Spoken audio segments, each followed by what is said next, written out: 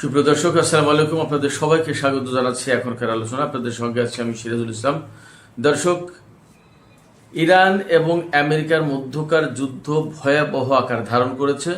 আজকে প্রথমবারের মতো আমেরিকা দিনের বেলায় ইরানের উপর হামলা চালিয়েছে, তাতে ইরানের 7 জন সেনা মারা গেছে। এবার মার্কিন প্রেসিডেন্ট ডোনাল্ড ট্রাম্প ইরানকে হুমকি দিয়েছেন যে আগামী কয়েকদিনের ভেতরে ইরানের সমস্ত ব্রিজ, কালভার্ট এবং বিদ্যুৎ কেন্দ্র ধ্বংস করা হবে যদি ইরান চুক্তি টেবিলে ফিরে না আসে। আর ইরানের প্রেসিডেন্ট মাসুদ পেজেশকিয়ান বলেছেন, ইরানের সামরিক বাহিনী, ইরানের জনগণ দেশের প্রতি ইঞ্চি ভূমি রক্ষা করবে। শুধু তাই না, তিনি গতকাল একদম প্রকাশ্যে ঘোষণা করেছেন আমেরিকার সাথে যে সমঝোতা স্মারক সই হয়েছিল সেটা অকার্যকর, সেটা বাতিল, সেটা আর এখন কার্যকর নেই। এদিকে ইরান যে কৌশল অনুসরণ করছে তাতে পরিষ্কার বোঝা যাচ্ছে আমেরিকাকে দীর্ঘমেয়াদী যুদ্ধের দিকে টেনে নিয়ে যাচ্ছে ইরান। প্রশ্ন হচ্ছে, আমেরিকা কি সেই যুদ্ধের মতো অবস্থায় আছে কিনা? কারণ তার অস্ত্রের মজুদ নিয়ে এরই মধ্যে নানান রকমের প্রতিবেদন বের হয়েছে, তাতে বলা হচ্ছে আমেরিকার অস্ত্র মজুদের অবস্থা খুবই সংকটাপন্ন। এদিকে আমেরিকার আশ্বাসে একটি জাহাজ হরমুজ প্রণালী পার হতে গিয়েছিল, ইরান তাতে হামলা চালিয়েছে, জাহাজটি ডুবে গেছে। ওপাশে মার্কিন প্রেসিডেন্ট ডোনাল্ড ট্রাম্প তিনি ঘোষণা করেছিলেন হরমুজ প্রণালী থেকে 20% হারে টোল আদায় করবে। তিনি এখন বলছেন যে পারস্য উপসাগরীয় অঞ্চলের 5টি দেশ কথা দিয়েছেন যে তারাই এই যুদ্ধের ক্ষতিপূরণ দেবে, টোল যেন আদায় না করে। সেই জায়গা থেকে ডোনাল্ড ট্রাম্প এখন টোল আদায় করবে না। আরও দুটি গুরুত্বপূর্ণ ইনফরমেশন আছে, সেই দুটি ইনফরমেশন দিয়ে আমি বিস্তারিত আলোচনায় চলে যাব। একটা হচ্ছে, ইরান বলেছে মধ্যপ্রাচ্যের মার্কিন ঘাঁটিগুলোতে ইরান এতটা ভয়াবহ হামলা চালিয়েছে এ পর্যন্ত, যার কারণে আমেরিকার সেনাদের নিরাপদে ঘুমানোর কোনো জায়গা নেই। এদিকে ইরানের হামলায় ইসরায়েলের হাইফা নগরীতে রাফাল অস্ত্র নির্মাণ কোম্পানির একজন ইঞ্জিনিয়ার নিহত হয়েছে। সুপ্রিয় দর্শক, এতক্ষণ যে বিষয়গুলো মূল পয়েন্ট আকারে তুলে ধরলাম, এই বিষয়গুলো নিয়েই এখন বিস্তারিত আলোচনা করার চেষ্টা করব। আশা করি আপনারা সবাই শেষ পর্যন্ত সঙ্গে থাকবেন। খুবই গুরুত্বপূর্ণ কিছু বিষয় নিয়ে কথা বলবো। আমি আশা করি আপনাদের ভালো লাগবে। আর যদি ভিডিও ভালো লাগে তাহলে লাইক, কমেন্ট, শেয়ার করবেন এবং চ্যানেলটি সাবস্ক্রাইব করে সাথে থাকবেন। দর্শক, এখানেই বলে রাখি, আমরা নতুন আরেকটি চ্যানেল খুলেছি, যে চ্যানেলে দক্ষিণ এবং দক্ষিণ পূর্ব এশিয়ার ভূ রাজনীতি, কৌশলগত বিষয়, অর্থনীতি, বাণিজ্য এ সমস্ত নিয়ে আলোচনা করা হচ্ছে। আপনারা এই চ্যানেলটিও ফলো করতে পারেন। দারুণ সব আলোচনা সেখানে আমরা দিচ্ছি।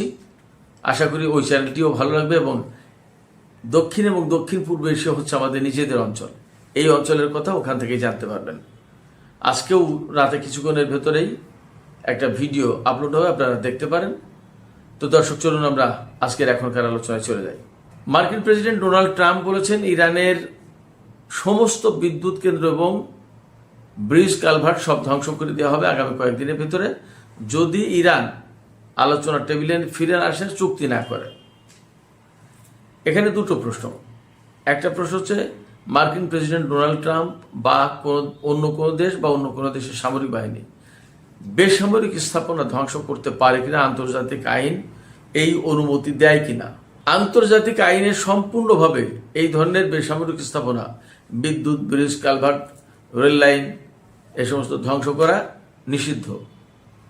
তাহলে আমেরিকা যদি এইগুলো করে বা করেছে, তাহলে কি হবে? এগুলো কি যুদ্ধ অপরাধের পর্যায়ে পড়বে কিনা, সেই প্রশ্ন কিন্তু গুরুত্বপূর্ণ হয়ে দেখা দিচ্ছে।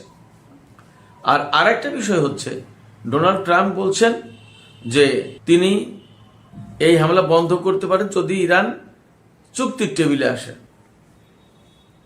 প্রশ্ন হচ্ছে যে ইরান তো চুক্তির টেবিলে গিয়েছিল, আলোচনার টেবিলে গিয়েছিল, আলোচনার টেবিলে ছিল, আলোচনার টেবিলে থাকা অবস্থায় আমেরিকা ইরানের উপর হামলা করেছে।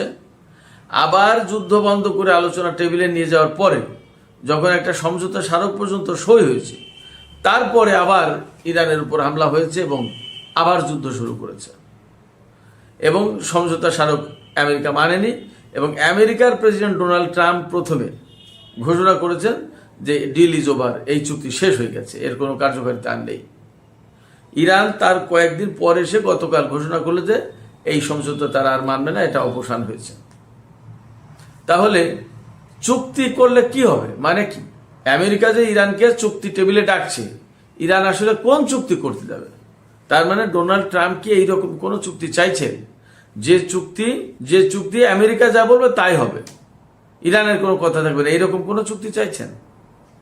বাট ডোনাল্ড ট্রাম্প সম্ভবত ভুলে যাচ্ছেন, আমার কাছে মনে হয়, ইরান যে সক্ষমতা দেখিয়েছে সামরিক দিক দিয়ে গত 1-1.5 বছরে, ইরান দুই দেশের সাথে এক সময়ে যুদ্ধ করে একা ইরানকে পরাজিত করতে পারেনি।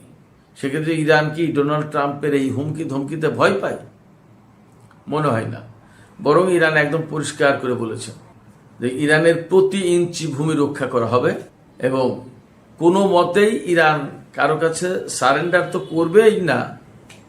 এমনকি যারা ইরানের উপর এই যে হামলা চালাচ্ছে তাদেরকে ইরান উচিত শিক্ষা দেবে।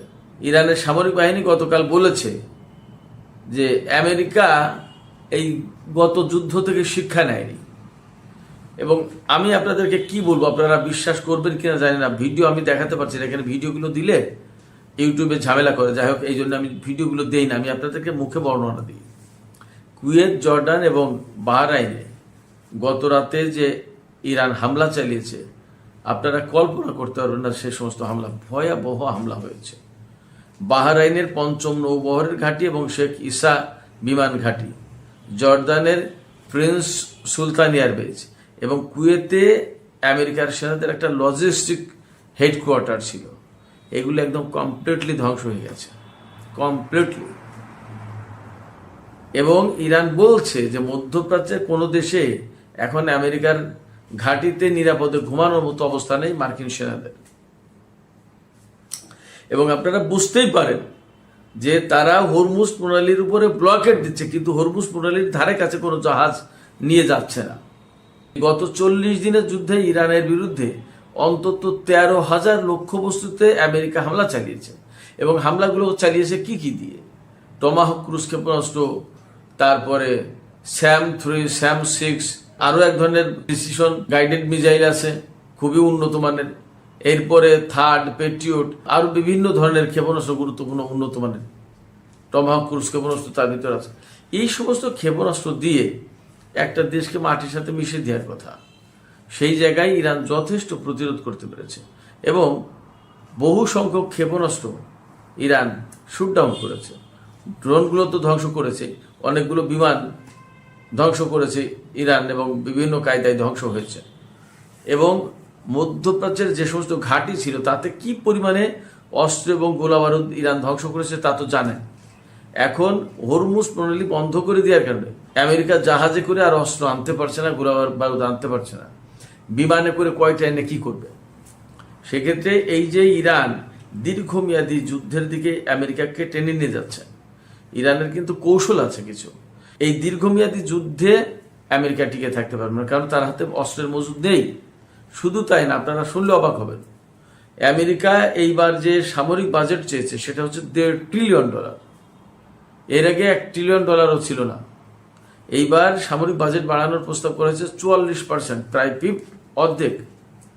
আপনারা ভাবতে পারেন তার মানে কি পরিমাণে ক্ষয়ক্ষতি হয়েছে এবং কি পরিমাণে ক্ষতির শিকার আমেরিকা এবং মার্কিন বাহিনী।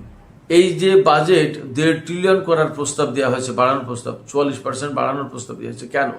এটাতে কি করবে? এর বেশিরভাগ টাকা খরচ করা হবে আমেরিকার যে অস্ত্রের মজুদ ফুরিয়ে গেছে সেই ভান্ডার পূরণ করার জন্য। এবং সেই অস্ত্রের মজুদ 1 মাসে পূরণ করা যাবে না, 2 মাসে না, কয়েক মাস থেকে কয়েক বছর লাগবে। এমনকি অস্ত্রের ভান্ডার এতটাই সংকটে পড়েছে, জাপান আমেরিকার কাছ থেকে 400 টমাহক ক্রুজ ক্ষেপণাস্ত্র কিনতে চেয়েছিল। এইটা 2026 থেকে 27 সালের ভেতরে দেওয়ার কথা ছিল। সেই টমাহক ক্রুজ ক্ষেপণাস্ত্র এখন আমেরিকা দিতে পারছে না জাপানকে সময় মতো। সুইজারল্যান্ড আমেরিকার সাথে চুক্তি করেছিল অস্ত্র কেনার ব্যাপারে, সেই অস্ত্র দিতে পারছেন এখন সেই সুইজারল্যান্ড, ফ্রান্স ইসরায়েল এবং দক্ষিণ কোরিয়ার সাথে নতুন করে চুক্তি করছে। চিন্তা করেন। এছাড়া আমেরিকার যে সমস্ত মিত্র দেশ আছে তাদের আরো যে সমস্ত অস্ত্র লাগবে তাদেরকে কিভাবে দেবে অস্ত্র। এবং সবচেয়ে বড় প্রশ্ন হয়ে দাঁড়াচ্ছে যে এই যে ইরানের সাথে আমেরিকার যুদ্ধ চলছে এবং আমেরিকা মারাত্মকভাবে অস্ত্রের ঘাটতির মুখে, এই অবস্থায় চীন বা উত্তর কোরিয়া বা রাশিয়া কারোর সাথে যদি যুদ্ধ শুরু হয় আমেরিকার, তাহলে আমেরিকা এই সমস্ত দেশ কোনোটাকে সামাল দিতে পারবে না। ইরান আমেরিকাকে কিন্তু দীর্ঘমেয়াদী একটা যুদ্ধের দিকে নিয়ে যাচ্ছে। সেক্ষেত্রে আমেরিকা সম্ভবত আরো অনেক বেশি বড় গাড়াকলে পড়ে যাবে। এর বিপরীতে ইরানের হাতে কিন্তু বিপুল পরিমাণে অস্ত্র রয়েছে এবং যুদ্ধে যে পরিমাণে অস্ত্র খরচ হয়েছে তা পূরণ করে আরো বেশি হয়ে গেছে। এবং ইরানের হাতে যে অস্ত্র তাতে বলা যাচ্ছে বা বলা হচ্ছে যে সেই সাবেক অবস্থায় ফিরে গেছে ইরান। ইরানের প্রেসিডেন্ট তো সেদিন বলল যে এখনো ইরানের হাতে যে অস্ত্র আছে, বর্তমানে যে যুদ্ধ চলছে এইভাবে চললে আগামী 4-5 বছর এই অস্ত্র দিয়েই যুদ্ধ চালানো যাবে, ঘাটতি পড়বে না। এদিকে ইরানের প্রেসিডেন্ট মাসুদ পেজেশকিয়ান বলেছেন যে আমেরিকা যত যাই কিছু বলুক না কেন, দেশের প্রতি ইঞ্চি মাটি রক্ষা করা হবে, দেশের সেনারা এবং জনগণ রক্ষা করবে। দেশের সেনারা এবং জনগণ কিভাবে রক্ষা করবে? ইরানের জনগণ কিন্তু মার্কিনীদের বিরুদ্ধে এই মুহূর্তে যুদ্ধ দেখতে চায়, আমেরিকার সাথে কোনো শান্তি চুক্তির দিকে যেতে দিতে চায় না।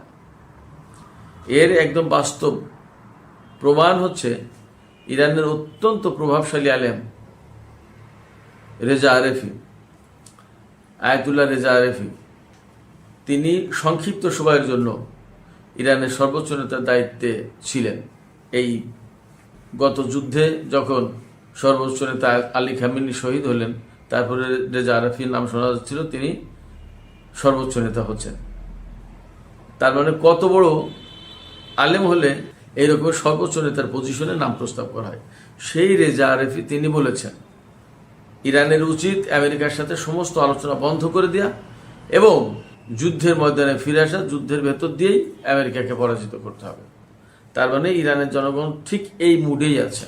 যখন একটা দেশের মানুষ এই রকম যুদ্ধের জন্য টকবক করতে থাকে, সেই জাতিকে হারানো, পরাজিত করা কিন্তু খুব ডিফিকাল্ট।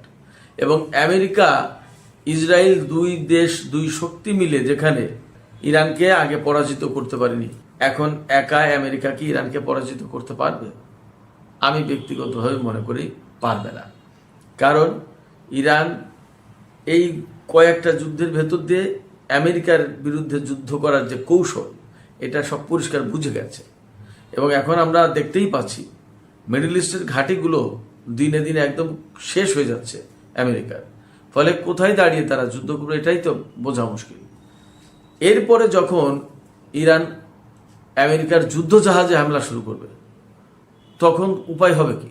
এই ধরনের পরিকল্পনা অবশ্যই আছে। অনেকে বলে আমেরিকার যুদ্ধ জাহাজগুলোতে কেন ইরান হামলা চালায় না?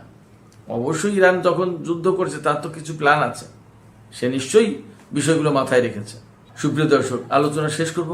শেষের আগে আর একটা বিষয় শুধু আলোচনা করি। এখানে গত 40 দিনের যুদ্ধে ইরান, আমেরিকা, ইসরায়েল যে যুদ্ধ সংঘাত হয়েছে, সেই সময় ইরান ইসরায়েলের হাইফা বন্দরনগরীতে হামলা চালিয়েছিল 5ই এপ্রিল। 5ই এপ্রিল হামলা চালালে সেই সময় ইরানের একটি ব্যালিস্টিক ক্ষেপণাস্ত্র হাইফা নগরীতে আঘাত হানে এবং সেই হামলায়, সেই আঘাতে ইসরায়েলের রাফাল কোম্পানি, রাফাল হচ্ছে অস্ত্র নির্মাণ কোম্পানি, এই রাফাল কোম্পানির ইঞ্জিনিয়ার মিশেল কাজ, খুব সিনিয়র মানুষ, তিনি আহত হন ইরানি ক্ষেপণাস্ত্রের হামলায়। তার ওয়াইফও আহত হয়, আরও বেশ কয়েকজন আহত হয়। সেই মিশেল কাজ গতকাল মারা গেছেন। তার মানে ইসরায়েলের এই যে রাফাল অস্ত্র নির্মাণ কোম্পানি, তার জন্য বড় রকমের ক্ষতি, ইসরায়েলের জন্য বড় রকমের ক্ষতি। টাইমস অফ ইসরায়েল পত্রিকায় খবর দিয়েছে। তো যাই হোক, আমরা মোটামুটি দেখতে পাচ্ছি, বুঝতে পারছি ইরান যে দাবি করেছে যে শুধুমাত্র মধ্যপ্রাচ্যে মার্কিন ঘাঁটি না, ইসরায়েলেরও বহু ঘাঁটি ধ্বংস হয়ে গেছে, যা নির্মাণ করতে বহু সময় লাগবে এবং ইসরায়েলের সেনারাও এখন অরক্ষিত অবস্থায় আছে। এই অবস্থার পরেও যদি আমেরিকা, ইসরায়েল নতুন করে ইরানের সাথে বড় যুদ্ধে যায়, তাহলে আমার কাছে মনে হচ্ছে মধ্যপ্রাচ্যের পরিস্থিতি অবশ্যই পাল্টে যাবে এবং আমেরিকা ইসরায়েল আরও বেশি ক্ষতির মুখে পড়বে সামরিক দিক দিয়ে। তো সুপ্রিয় দর্শক, এখনকার আলোচনা এখানে শেষ করতে চাইছি। আলোচনা শেষের আগে আপনাদের কাছে জানতে চাই, আপনারা কি মনে করছেন? ডোনাল্ড ট্রাম্প যে ঘোষণা দিলেন যে তিনি ইরানের সমস্ত সেতু এবং বিদ্যুৎ কেন্দ্র ধ্বংস করে দেবেন, আসলে কি তিনি এই কাজ করতে যাচ্ছেন? এটা কি তার পক্ষে অসম্ভব? আর যদি এই রকম করে তাহলে যুদ্ধের মাত্রা কি অনেক বেশি ভয়াবহ হয়ে পড়বে মনে হয়, নাকি আমেরিকার কাছে ইরান নতি স্বীকার করবে? আপনাদের কি মনে হয়? ইরান কিন্তু বলেছে প্রতি ইঞ্চি মাটি তারা রক্ষা করবে। আপনাদের মতামত জানিয়ে কমেন্টে লিখতে পারেন। আর ভিডিও ভালো লাগে লাইক কমেন্ট শেয়ার করবেন এবং চ্যানেলটি সাবস্ক্রাইব করে সাথেই থাকবেন। দর্শক, আপনাদের সবাইকে অনেক অনেক ধন্যবাদ। আল্লাহ হাফেজ।